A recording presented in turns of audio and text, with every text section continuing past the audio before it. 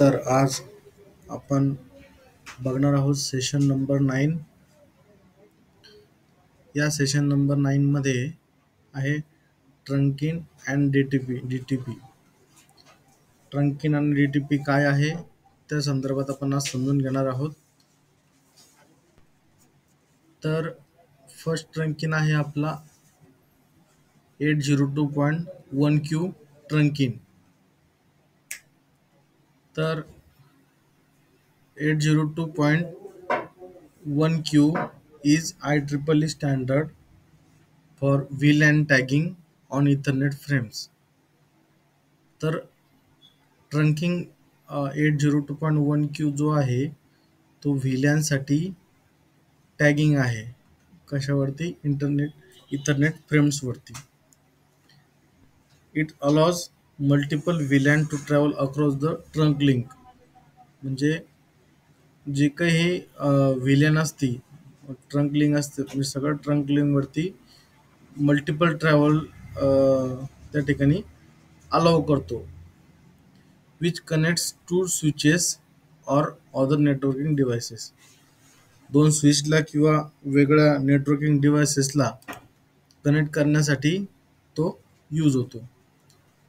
It inserts a tag in the Ethernet frame header identifying which VLAN the फ्रेमवर belong to. आणि एक tag add करतो की कोणता व्हीलॅन कोणत्या फ्रेमवरती बिलॉंग करतो. तर याचे काही की पॉईंट्स आहेत. ते की पॉईंट्स आपण बघू. Tagging. A 4 byte tag is added to Ethernet frame right after the source MAC address. जो 4 बाईटचा टॅग असतो तो इथरनेट फ्रेमला ॲडेड केला जातो. त्याच्यानंतर द सोर्स मॅक टेबल त्याच्यानंतर असतो. दिस टॅग कंटेन्स दोन असतात, दोन त्यामध्ये टॅग ॲड होतात. Tag protocol identifier and tag control information. तर फर्स्ट काय करतो, identify the frame as belonging to VLAN. व्हीलॅनला जे काही बिलॉंग करतात तर सगळ्या फ्रेमना आयडेंटिफाय करण्याचं काम करतो. आणि टॅग कंट्रोल इन्फॉर्मेशन काय करतो, त्यामध्ये व्हीलॅनची आय डी असते 32 बिटची. ओके. त्यानंतर नेक्स्ट आहे native VLAN. The default VLAN is use to untag the frames. तर डिफॉल्ट व्हीलॅन जे असतात ते अनटॅग करण्यासाठी ते यूज केले जातात. If device send a frame without tag it assume to belong to the network frame. जर त्यामध्ये समजा टॅग ॲड केलेला नसेल तर तो नेटिव्ह व्हीलॅनच्या रिगार्डिंग आहे असं मानलं जातं. त्यानंतर आहे trunk port. A port configured to carry traffic for multiple VLANs. वेगवेगळ्या व्हीलॅनसाठी ट्रॅफिक कंट्रोल करण्यासाठी ट्रंक पोर्टचा उपयोग होतो. नेक्स्ट आहे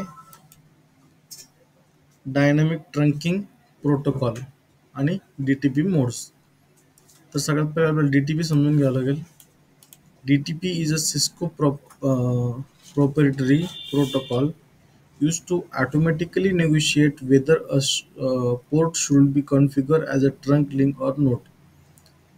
म्हणजे डीटीपी काय आहे की एक असा प्रोटोकॉल आहे जो की जर पोर्ट कॉन्फिगर आहे किंवा नाही, ती ट्रंक लिंक आहे किंवा नाही ते चेक करण्यासाठी डीटीपीचा उपयोग होतो. तर डीटीपीमध्ये काय मोड्स आहेत, access mode, dynamic auto mode, dynamic desirable mode, trunk mode, अशा प्रकारचे वेगवेगळे मोड्स त्यामध्ये आहेत. The port is in access mode meaning it belong to the single VLAN. जर पोर्ट जो आहे तो ॲक्सेस मोडमध्ये असेल तर तो व्हीलॅन सोबत कनेक्टेड आहे असं मानलं जातं. Can not carry traffic for multiple VLANs. वेगवेगळ्या व्हीलॅनसाठी त्या ठिकाणी कॅरी करू शकत नाही. DTP does not attempt to negotiate trunking. ट्रंकेटला नेगोशिएट करण्याचं काम डीटीपी करत नाही.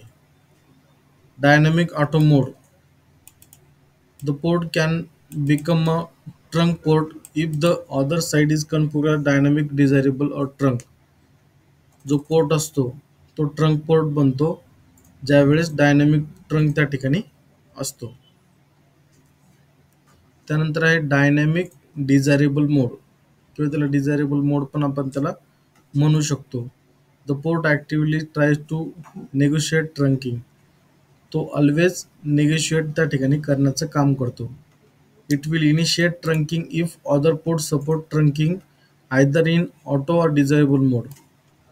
डिझायरेबल मोडमध्ये असो किंवा ऑटो मोडमध्ये असो दोन्ही पण त्या ठिकाणी ट्रंकिंग सपोर्ट करतात. इफ पोर्ट इज त्यानंतर ट्रंक मोडमध्ये आहे. If port explicitly configured the trunk it always attempt to trunk and never opted the access mode. अशा पद्धतीनं आहे. त्यानंतर आहे डीटीपी नेगोशिएशन. डीटीपी नेगोशिएशनमध्ये एक असतो ऑटो मोड आणि एक डिझायरेबल मोड. त्यानंतर trunking and trunk DTP practice. तर ट्रंकिंगमध्ये ट्रंक लिंक्स असतात आणि डीटीपी असतात. ट्रंक लिंक काय करतात की स्विच राउटर किंवा अदर डिव्हाइसेसला कनेक्ट करण्यासाठी यूज होतात. आणि डीटीपी काय करतो प्रोसेसला ऑटोमेट करतो. त्यानंतर नेगोशिएट करतो. रिड्यूस मॅन्युअल कन्फिगरेशनला मॅन्युअली रिड्यूस करण्याचं काम करतो. ऑटोमेशन त्या ठिकाणी वाढवतो. त्याचे काही कॉमन इश्यूज आहेत.